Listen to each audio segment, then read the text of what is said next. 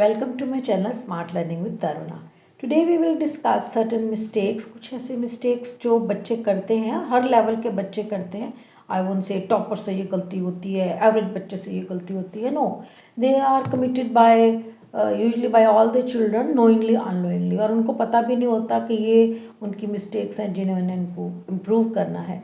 In my career of 35 years, I have observed students committing these mistakes.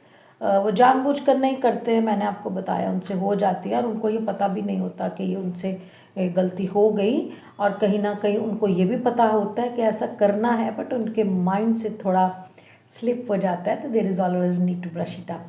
First is last minute revision.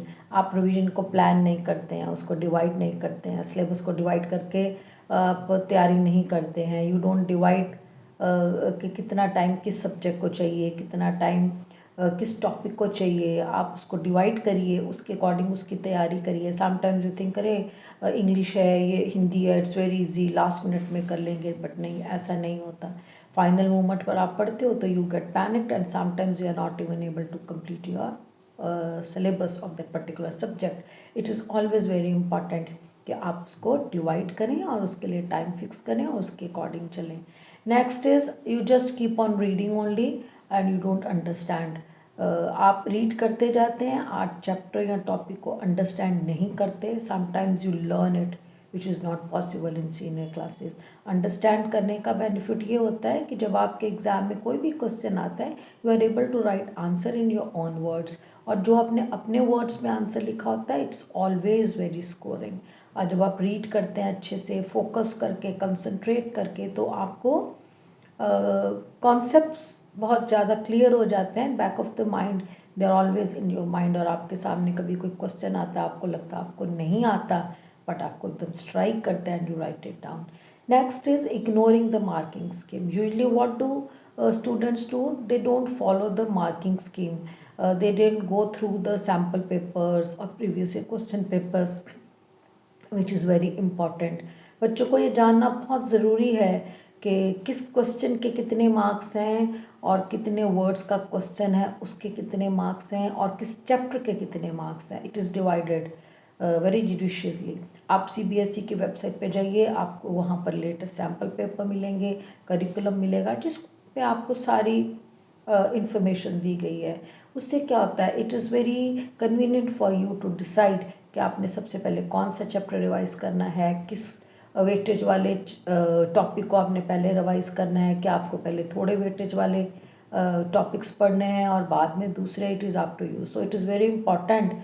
आप CBSE की website खोलिए, academics में जा कर के आपको करिकुलम मिलेगा, आपको सैम्पल पेपर्स हर साल CBSE डालती है. Next is management of time. आपके माइंड में ये तो है कि मेरे को 3 घंटे में पेपर डिवाइड सॉल्व करना है, बट आपको ये नहीं पता किस सेक्शन को कितना टाइम देना है. For example I am giving you English paper example.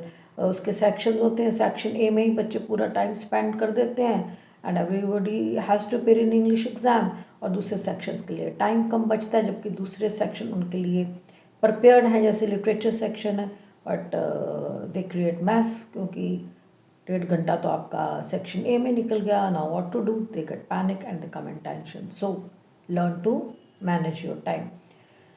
Then sometimes you do not read the question paper properly. I will say you do not read the question properly. कई बार तो लगता आता है over confidence में आप उसको छोड़ देते हैं, अंडरस्टैंड नहीं कर पाते हैं. Sometimes you right the wrong answer. आपको लगता है यही क्वेश्चन है, जबकि क्वेश्चन कुछ और होता है.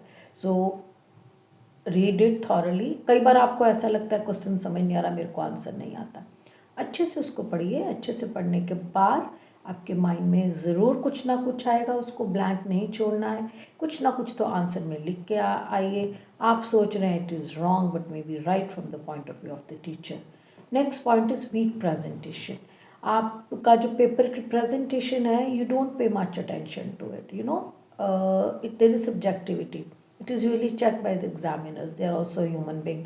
गंदा गंदा काम किया आता है तो sometimes it is very difficult for them to go through the whole answer sheet. उसको अच्छे से पढ़ना, नीट राइटिंग में करिए, प्रॉपर हेडिंग्स दीजिए, क्वेश्चन आंसर्स नंबर जो हैं वो प्रॉपरली आप लिखिए, मार्जिन आपने छोड़ना है दोनों साइड्स पे। डजेंट मीन कि आपको पेंसिल और स्केल लेके लाइंस लगानी, आप शीट फोल्ड करिए और जो फोल्ड है that is the margin.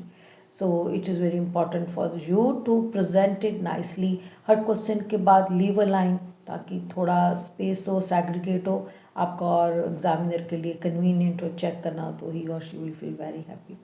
Next is not paying attention to NCERT books. I have observed that many students are dependent on reference book. Reference books are for your competitive exams. They are not for CBSE NCERT exams. CBSE का सारा paper NCERT से ही बन करके आता है। NCERT से बाहर आपको एक लाइन नहीं आती, तो आपको NCERT की बुक्स को थॉरली पढ़ना है, उसी में से ही सारा पेपर आपको आएगा।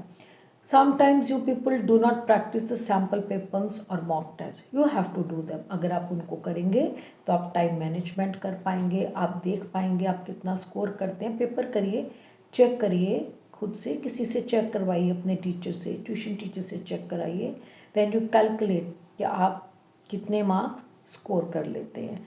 Sometimes what happens, everything is done, सब कुछ अपने पास है, बट एग्जामिनेशन हॉल में आते we get panic. I have seen it in my personal experience.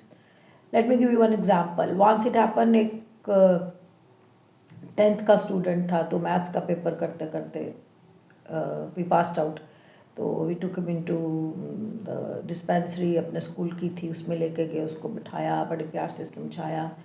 तो ही वॉज वेरी इंटेलिजेंट, उसने कहा सब मेरे माइंड से ना आउट ऑफ माइंड हो गया, मैम व्हाट टू डू। तो उसको बड़ा पैसिव वाई किया, समझाया, पैनिक नहीं होना, आपको सब आता है। देन आई टोल्ड पास होना तो इट्स वेरी इजी। आप देखो 34 क्वेश्चन है और इतने इतने 2-2 नंबर भी लोगे, 3-3 नंबर भी लोगे, तो आप पास तो हो ही जाओगे। तो don't get worried about it. So this things happen, don't get panic. और पैनिक में तबीयत भी ख़राब हो जाती है बच्चों की। सो जो आपको आता है उसको प्रॉपर वे में नहीं कर सकते। तो आई think more or less I have discuss maximum points, and you people will definitely agree with it, I hope so. So अगर आपको मेरी वीडियो अच्छी लगे, like share and subscribe, and wait for another videos based on syllabus.